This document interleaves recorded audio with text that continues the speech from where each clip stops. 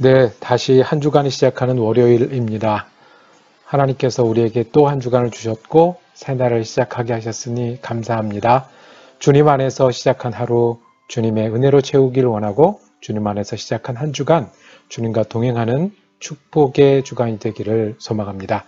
기도하면서 시작하겠습니다. 사랑과 은혜가 많으신 아버지 하나님, 하나님의 은혜를 감사드립니다. 저희가 아직 부족한 사람의 아버지가 되어주셔서 필요할 때 응답하여 주시고 모를 때 가르쳐 주시고 힘들 때 인도하여 주시는 데 감사를 드립니다.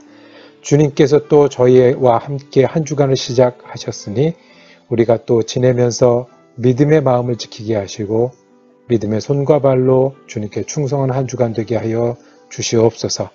주님, 특별히 지금 기도하옵기는 우리 가운데 힘든 순간을 보내는 믿음의 가족들이 있습니다. 몸이 힘들고 마음이 힘들고 경제적으로 관계적으로 상황이 힘든 가운데 주님의 도우심을 간구하는 심령들이 있사오니 주님, 그 마음의 기도를 들어주시고 그 상황을 돌아보아 주셔서 힘든 순간에 구원해 주신 하나님의 손길이 떠나지 않게 하여 주시옵소서. 그래서 주님 주시는 힘으로 어려운 순간을 이겨내게 하시고 오히려 더욱더 강건한 믿음을 갖는 사람 되게 하여 주시옵소서. 우리 주님 예수 그리스도의 이름으로 기도드립니다. 아멘. 오늘은 창세기 40장 말씀을 묵상하길 원합니다. 창세기 40장 중에 5절에서 8절까지의 말씀 받들어 읽겠습니다. 옥에 갇힌 애굽왕의 술 맡은 자와 떡 굽는 자 두 사람이 하룻밤에 꿈을 꾸니 각기 그 내용이 다르더라. 요셉이 아침에 들어가 보니 그들에게 근심의 빛이 있는지라. 요셉이 그 주인의 집에 자기와 함께 갇힌 바로의 신하들에게 묻되 어찌하여 오늘 당신들의 얼굴에 근심의 빛이 있나이까? 그들이 그에게 이르되 우리가 꿈을 꾸었으나 이를 해석할 자가 없도다. 요셉이 그들에게 이르되 해석은 하나님께 있지 아니하니이까 청하건대 내게 이르소서. 아멘. 오늘도 요셉의 이야기가 이어집니다. 제목은 해석은 하나님께로 우리 오늘 창세기 40장 말씀을 통해서 은혜 나누길 원합니다.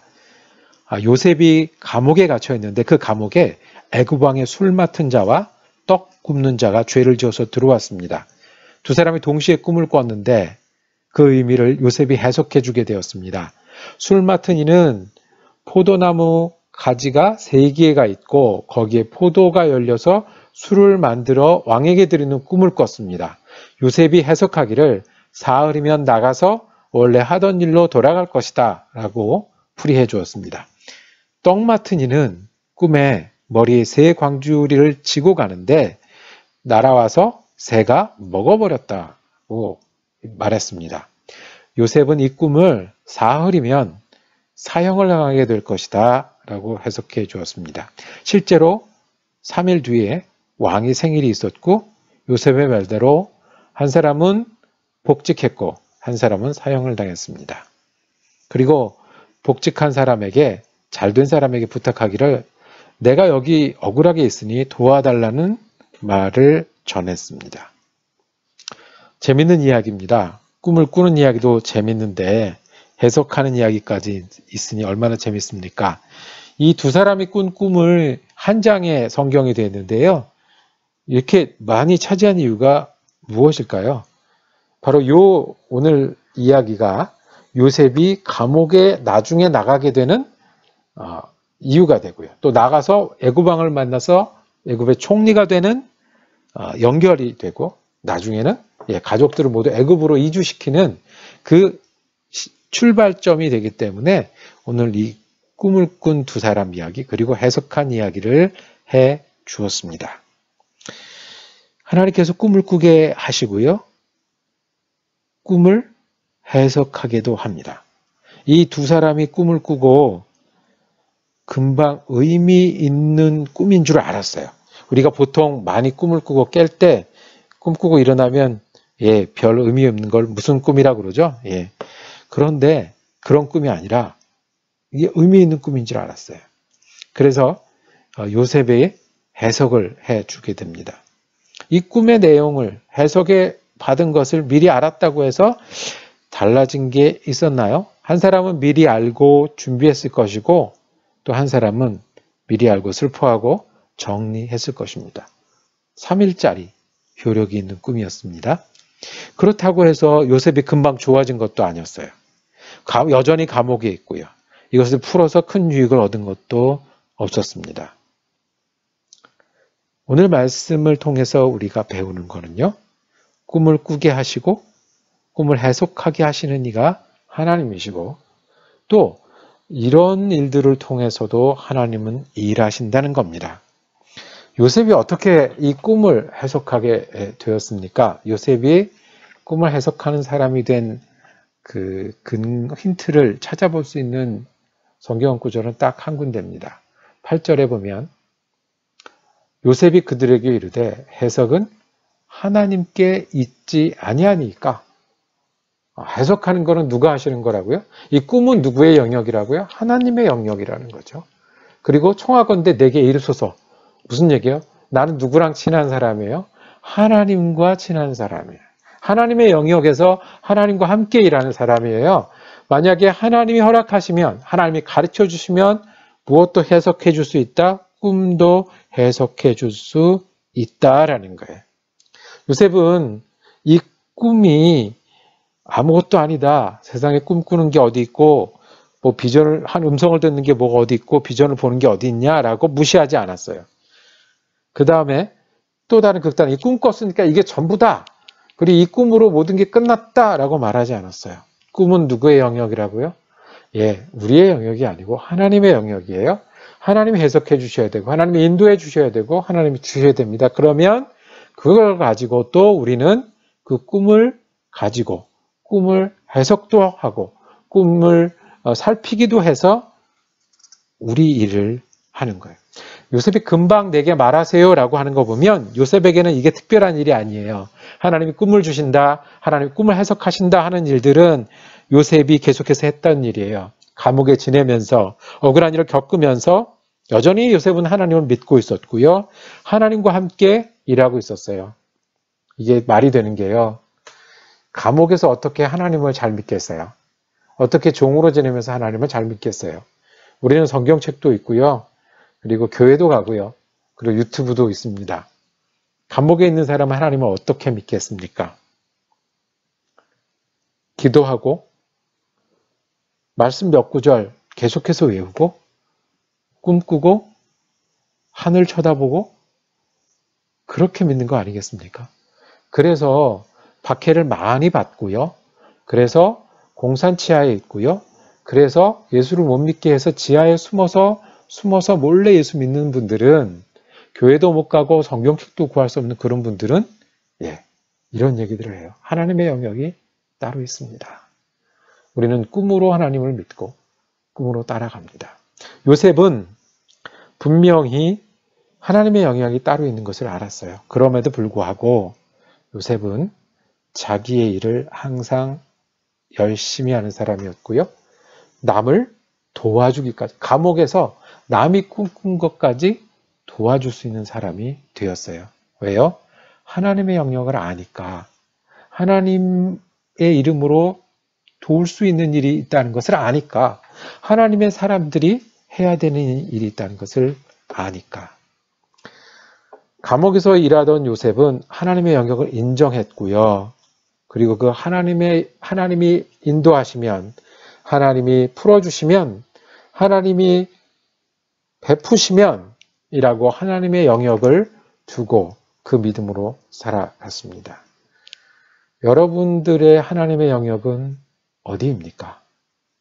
내가 노력하고 공부하고 깨달아요. 그 다음에 하나님의 영역은 어디입니까? 내가 눈에 보이는 것 가지고 씨름하기도 하고 성공하기도 하고 실패하기도 해요. 여러분들의 하나님의 영역은 어디입니까? 어떤 과학자들은 하나님이 없다라고 해요. 과학의 법칙이 전부다. 왜요? 하나님의 영역이 있어요. 그 법칙은 누가 만드셨나요? 그리고 그 과학자들의 마음과 생각은 누가 이끄시나요? 어떤 사람들은 하늘만 바라보고 사는 사람들이 있어요. 영들로 가득하게 되어 있다. 나는 그냥 해서 되는 게 없다. 팔자가 있다. 그런데요, 하나님의 영역은 우리로 겸손하게 하고 요셉처럼 하나님을 의뢰하게 하고 요셉처럼 열심히 일하게 하는 힘이 됩니다. 요셉이 감옥에서 또 종이 되어서 억울한 일 당하면서도 열심히 일한 이유는 내 눈에 보이는 것, 내가 하는 것 위에 하나님의 영역도 있다는 것을 알았기 때문에 그래요. 우리가 하나님과 동행한다는 것은 이 하나님의 영역과 나의 삶이 서로 만나고 함께 한다는 그런 의미입니다. 하나님의 영역은 있습니다. 저에게도 있고 여러분에게도 있습니다. 어떤 시인을 요새 최근에 알게 되어 있는데요. 참 매력적인 시인이에요. 그 시인은 자기가 창작을 위해서 대단히 노력한다고도 했고요. 타고난 능력이 있다고도 했어요. 그런 감성이 있다고. 그런데 내가 쓴 시 중에 요 줄은 신이 주신 거예요. 이렇게 고백을 합니다. 겸손하고 지혜롭게 애쓰고 노력하지만 우리 위에 하나님이 계시고 하나님이 이끄시고 하나님이 인도하시고 하나님이 채우신다는 거예요. 제가 아침마다 10분 좀 넘는 말씀을 전하는데 이 10분 전하는 말씀으로 어떻게 앞뒤가 맞는 논리가 이루어지겠습니까? 어떻게 여러분들의 마음을 감동시키겠습니까? 어떻게 삶을 바꿀 수가 있겠습니까? 저는 10분 하는데 그 위에 뭐가 있을까요? 하나님의 영역이 있어요. 요셉 시대에 꿈꾸게 하셨고 그리고 해석하게 하셨던 하나님이 이 시간에는 말씀을 듣게 하시고 말씀이 살아서 역사하게 하시는 영향이 있어요. 그러니까 우리는 어떻게 돼요? 더 겸손하게 우리에게 맡겨진 일 하나님 앞에서 충성할 수밖에 없고요. 또 하나님의 영역이 있다. 하나님의 은혜가 있다. 하나님의 인도하심이 있다. 라고 요셉이 했던 것처럼 전하고 돕고 실천할 수도 있는 일이 우리에게 있습니다. 하나님의 영역은 요셉 시대엔 꿈이었습니다. 여러분에게 하나님의 영역은 무엇입니까? 우리 지금 코로나19 때문에 좀 움츠러드는 이 시대에 더욱더 우리가 고백하게 되는 것은 우리가 할 수 없는 하나님의 영역이 있습니다. 그 영역이 있기 때문에 우리가 겸손하게 우리의 일을 열심히 충성하는 것이고요. 우리가 하나님의 영역과 만나기 때문에 하나님은 계시다, 하나님 역사하신다고 전하고 오히려 도울 수 있는 사람이 될 수 있지 않겠습니까? 오늘도 하나님의 영역과 만나는 우리 하루가 되기를 주님의 이름으로 축복합니다. 기도하겠습니다. 사랑과 은혜가 많으신 아버지 하나님, 우리와 함께 하시고 우리가 알지도 못하고 또 기억도 못하는 여러 가지 일들을 통해서 우리를 앞뒤자고 해서 감싸시고 인도하시고 역사하시는 하나님께 감사하며 그 하나님을 전심으로 믿고 의뢰합니다. 주님, 오늘도 우리 위에 계신 우리 위에 역사하시는 하나님과 동행하게 하시고 그러기에 우리가 겸손히 우리에게 맡겨진 일을 열심히 하는 사람 되게 하시고 하나님이 계시고 역사하신다는 그 삶 의미를 전하고 다른 사람을 도울 수 있는 하루가 되게 하여 주시옵소서. 우리 지금 예수 그리스도 이름으로 기도드립니다.